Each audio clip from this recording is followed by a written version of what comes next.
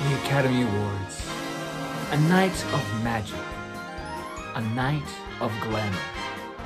But most importantly, and above all, a night of unhealthy self-absorption. You like me! Yeah, let's be real. The Academy Awards is a night, really, for celebrities to, well, celebrate each other for being celebrities. That sounds awful. However, the Academy Awards serve another purpose, a purpose that I personally enjoy and try to focus on when it comes to the event. I feel the Academy Awards are a time for film appreciation. The winner is kind of more or less beside the point for me. And the Oscar goes to... I don't care. These films are nominated for Best Picture. They've already won in my book. So let's take a look at these films nominated for Best Picture and talk about why they should win Best Picture.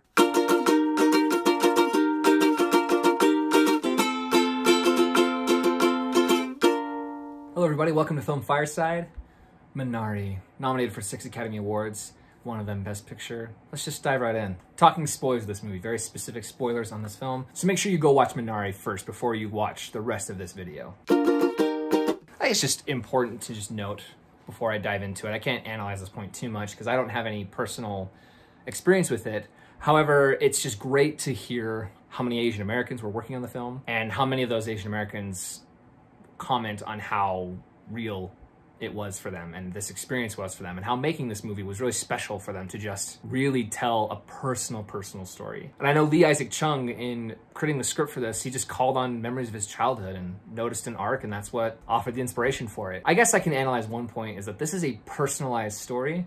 Therefore, it's a personalized experience for all of us who watch this film. Okay, yeah, there you go. That's my quick little analytical point there. One thing to point out, I guess for me, I mentioned this in my review, I'll talk about it more specifically here because of the spoilers. That stupid scene where David starts running at the end. I just started sobbing.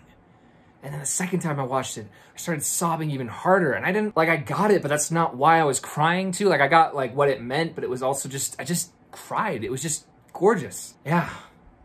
Damn. It is a personalized experience for us, since everyone who worked on this project was very personally invested and enveloped in it as well.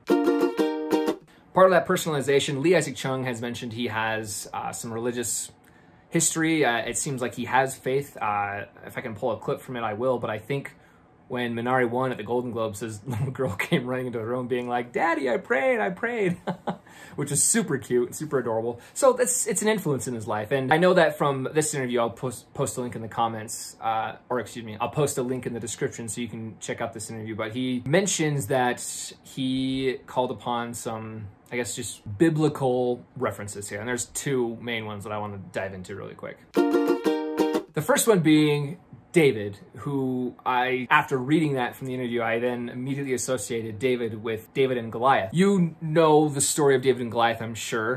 Goliath is a Philistine who's coming to intimidating Saul's kingdom, more or less, and David, his young little soldier, who's barely even considered a soldier, comes out and takes him out with no weapons, no armor or anything, just a sling and a rock, and he just takes him out in one shot.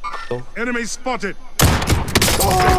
Many of the philosophical elements of that story and the principles that we learn from that story is that just because one is small in stature does not mean that they are mighty in their abilities to face big challenges. And I think that very perfectly relates to our character David here, our young little boy who's experiencing heart issues. The very first line of the film, David, he can't run because that's just, his poor little heart has, I think it's a heart murmur. I'm not too sure the condition exactly. I need to watch it again. Therefore, he just has to be careful with his poor little heart. And this journey for him, as he faces the newness of this place they're living, the scariness of the place they're living at times, rapping with the fact that his mom and dad are fighting all the time, getting to know this family member who is basically a complete stranger to him, who he maybe butts heads with a couple of times.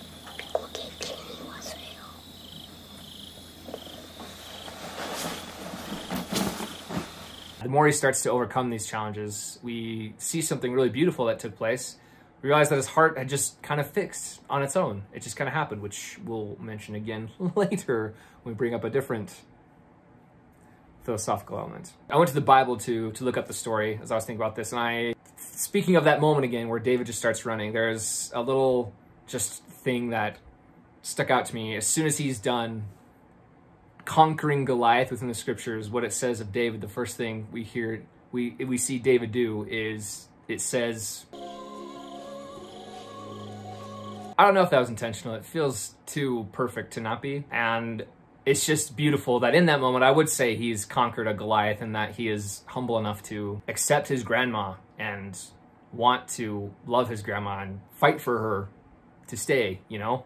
Wow, maybe that's why I'm crying. I don't know. It's just a beautiful film. The other one, the one that Lee Isaac Chung specifically mentions, is Jacob. This one he calls specific attention to. Basically, he got the idea of Jacob, this idea that Jacob in the scriptures, he's the one who's most notably remembered for being the one who wrestled with God. There's a lot of interpretations I think many various Christians interpret from that, but it's interesting to maybe consider the interpretation Lee Isaac Chung interprets that when it comes to Jacob, played by Stephen Yun, and his struggle he's going through.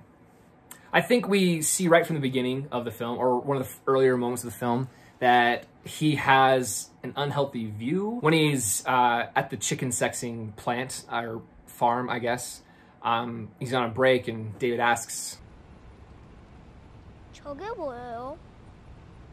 저거? 순놈은 맛이 없어. 알도 못 낳고 아무 쓸모 없어. 그러니까 우리는 꼭 쓸모가 있어야 되는 거야. 알았지? So there's two things to note here. One, he just has a really unhealthy view of the need for him to provide and to be successful. I think wanting to provide for your family is one thing, and I think every father feels that drive and that need to have their family be taken care of. And then there's maybe the drive for being successful, and that's not always the same thing. Or maybe successful in the sense, what I perceive to be successful. That's not always the same thing as just being able to provide for my family. The second thing that moment accomplishes is throughout this film, he has a need for water. There's a lot of irony with when it comes to the elements and his experience with the elements. Perhaps the elements in this film could be considered God, more or less, and how and maybe just fate playing its course on him is, you know, giving him a lot of grief. That's perhaps his wrestle here, is he's trying to wrestle the elements and control the elements. The fear of just being burned away because you're useless, or whatever he says there, is an interesting contrast to the fact that just the night before, or their first nights there, a huge flood, or excuse me, a crazy, crazy hurricane or rainstorm hits, and they get an excess of water and get too much water in the house, something that he desperately needs later. And it's almost cruel to watch how much he needs water for his vegetation and how much of a struggle that is, the need to have water provided, and not only that, how stubborn he is with the whole water thing. 데이빗, 우리가 그 stupid stick 썼어? 어떻게 찾았어? 머리를 썼지. It's just interesting too, to just wrap this all up, all of this leading up to the climactic moment of the barn accidentally getting set on fire. Again, the exact opposite thing he would want. One, because it ruins all this vegetation he's been working so hard to build. And second, the thing he's been asking for and needing this whole time is water. I guess it makes me think of maybe taking a page from the book of Mama Odie in The Princess and the Frog. Y'all want to be human, but you're blind to what you need. What we want, what we need is all the same thing, yes. Ow! Is the same thing? No! The other element that's suffering here is his marriage to his wife. Their relationship is struggling very much so constantly throughout this entire film. And it took a fire destroying their vegetation for him to finally, I guess, rebuild that relationship and rebuild that trust. And you see just his priorities just get immediately snapped into place in that really terrifying, traumatizing moment where the thing he's been fighting for and maybe neglecting the whole time, the thing he's been fighting for so hard, was gone in an instant. But it was in almost losing his wife to the fire that made him realize that was the thing he needed. And I think that's the thing with God a lot of the times, I guess, as my experience as a Christian, is I tend to feel sometimes I battle with God because I have an idea that, like, hey, I need this for my life right now. And God typically has a better plan for me, a better plan in store for me. The lesson I learned from Jacob and the lesson I learned from this is to really make sure your priorities are straight. You have your ducks in a row here. Yes, he wanted to be a successful farmer. This is very important. They've been struggling, and he's working hard to do that. And quite frankly, I don't know of any man who would do anything differently necessarily, but it's important for him to remember that his family and building and keeping that relationship was strong. This brings me to my third and final point. I think this applies to Jacob and David as well, back to David, is the beauty of the fact that Grandma brought Minari. 저 아래 물가에 거기 미나리 심으면 잘 자라겠던데. 생각해볼게요. 뭐 생각해봐. 내가 심으면 되지. She goes and plants it anyway by the river just because she wants to. And Minari, it's a specific type of vegetation, very heavily used in Korean ingredients, used for just about anything. And one of the reasons it's used so often is because growing the plant is actually beautifully simple. It's a very strong plant that can grow in almost any environment and doesn't take much work, doesn't take much care for it to grow. It's very much a natural process for Minari to grow and to take place. 얘 미나리가 얼마나 좋은 건데. 미나리는 이렇게 잡초처럼 아무 데서나 막 자라니까. And I think that's something to be said of maybe what Jacob needs to learn. Instead of forcing something to happen that maybe isn't, and stubbornly forcing something to happen the way you want it to happen, maybe isn't the best approach. And that also is a lesson for David.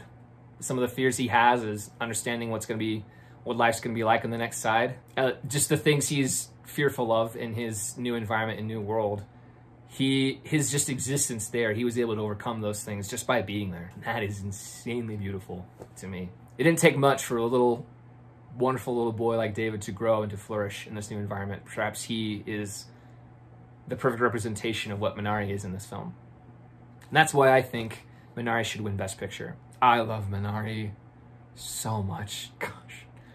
It's such a good movie. It is so good. It's so good. It's such a good movie. So tell me your thoughts on why Minari should win Best Picture as well. Offer your thoughts on this film in the comments. Get a discussion going with me. I'd love to talk this film with you. What analytical points about this did I miss? There's many, I'm sure, so I'd love to hear things you took from this film as well. Make sure you're subscribed to the channel so you don't miss out on the next few episodes of Why It Should Win. Make sure you check out the other few episodes that I posted already to the channel, and make sure you're subscribed to the channel just so you don't miss out on any of the content I post in the next little while. Thank you so much for watching. Comment, like, subscribe. Bye-bye.